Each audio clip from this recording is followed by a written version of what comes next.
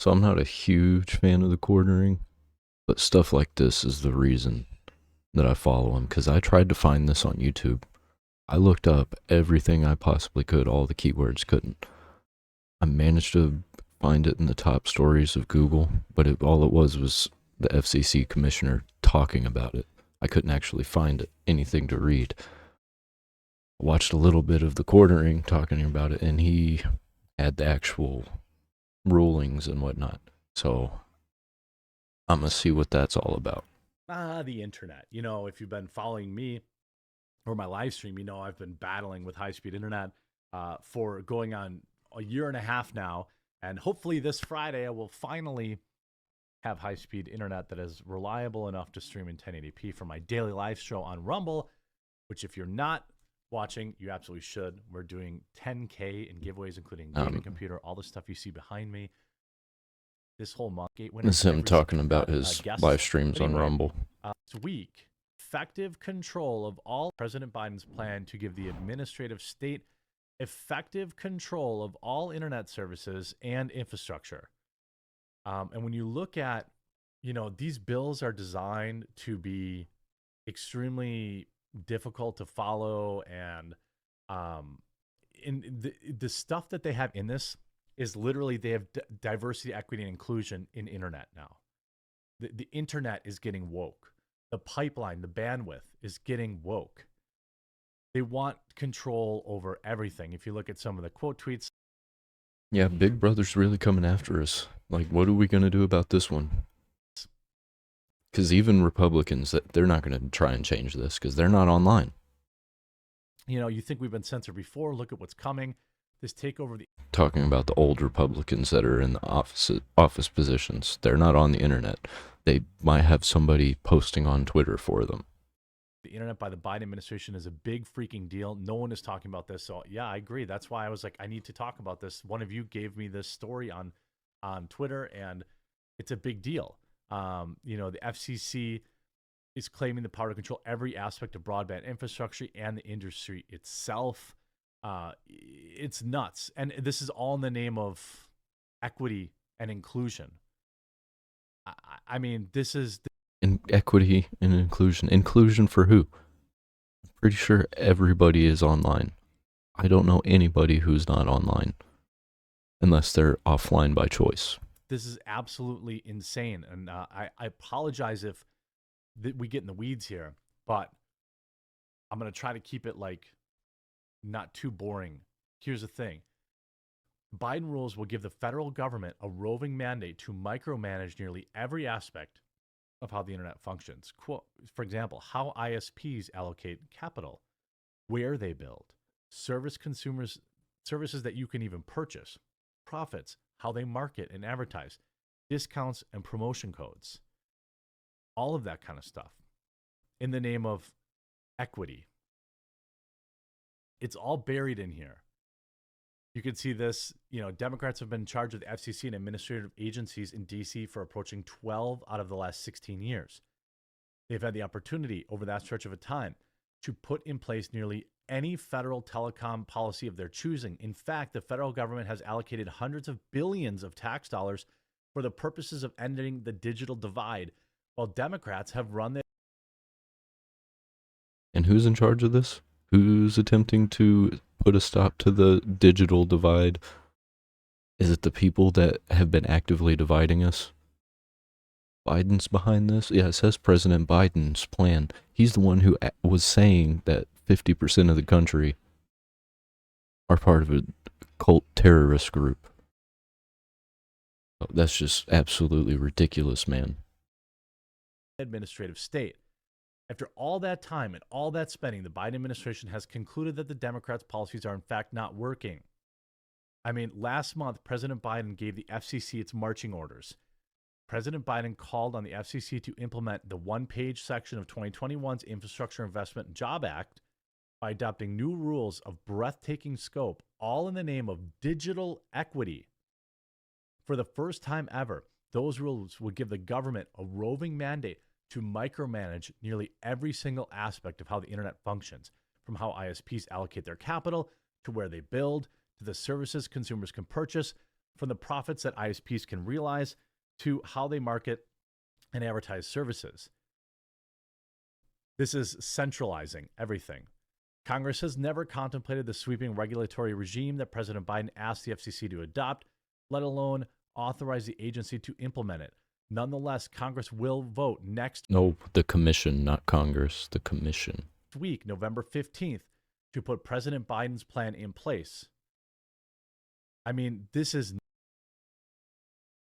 nuts.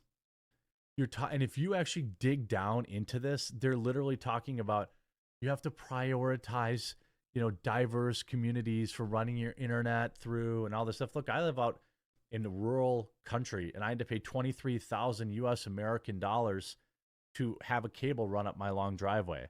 Nobody wrote that check for me, right?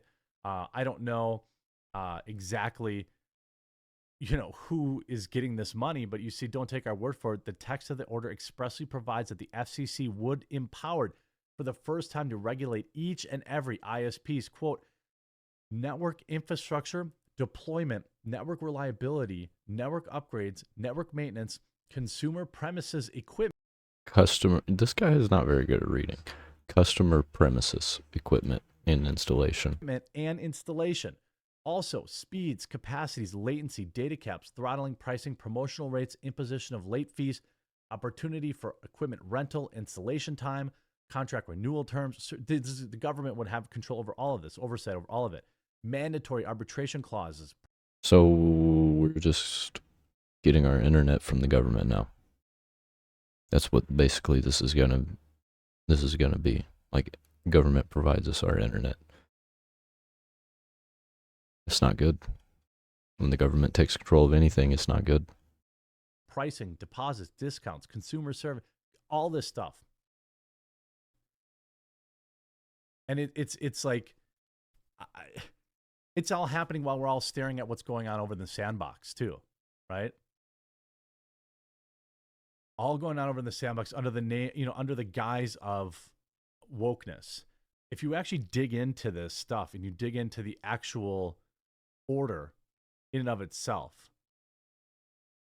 it's got the same diversity, equity, and inclusion crap that everything else. Digital discrimination must include policies and practices that disparately impact one or more marginalized groups' access to broadband services. Are you kidding me? So we're giving free internet to black people now? Is that what that says? And gay people? But me, straight white male, I still have to be paying $100 a month for slow ass internet. What?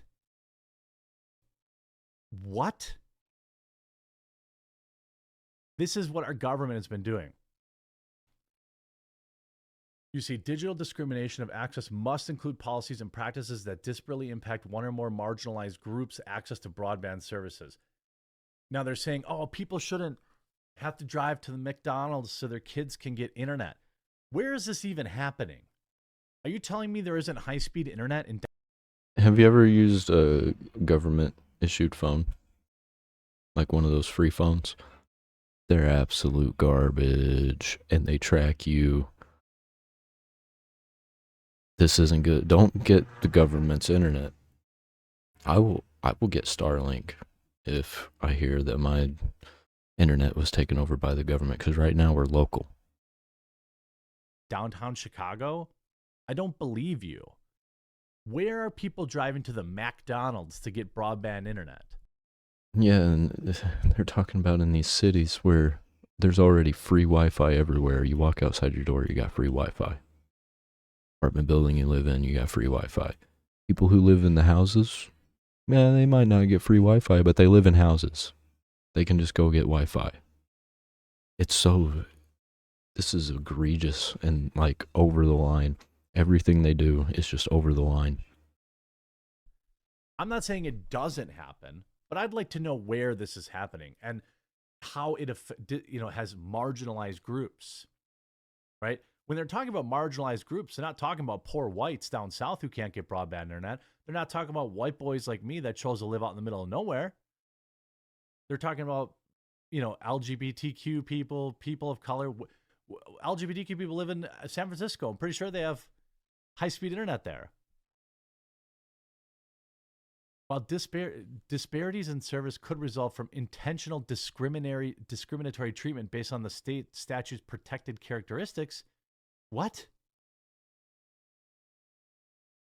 Like, you got to be kidding me. The only people I see covering this is barely Fox News covered this. Federal Communications Commissioner Brandon Carr is blasting President Biden's new plan to achieve digital equity as breathtaking government power grab. Carr said the FCC will vote next Wednesday on whether to adopt the president's plan to promote equal access broadband internet. You bet your ass I'm going to be watching out for that next Wednesday. Damn. I bet it'll go through. I bet it goes through. Access service. Lots of buzzwords there. A draft of the FCC order. Who builds the highways? Who's in charge of the infrastructure? Who builds the bridges? Isn't the government in charge of having money for all that stuff? And it's not happening. And they're just adding more onto that load. This ain't gonna work. That the commission would implement a section of Biden 2021 infrastructure bill to establish a framework to, quote, facilitate equal access to broadband internet by preventing digital discrimination of access to the service based on income level, race, ethnicity, color. What? By the way, Starlink kind of... The internet is racist. That's the problem. Blows this all out of the water, doesn't it? Starlink's available all across the United States. You can get high-speed internet no matter where you live.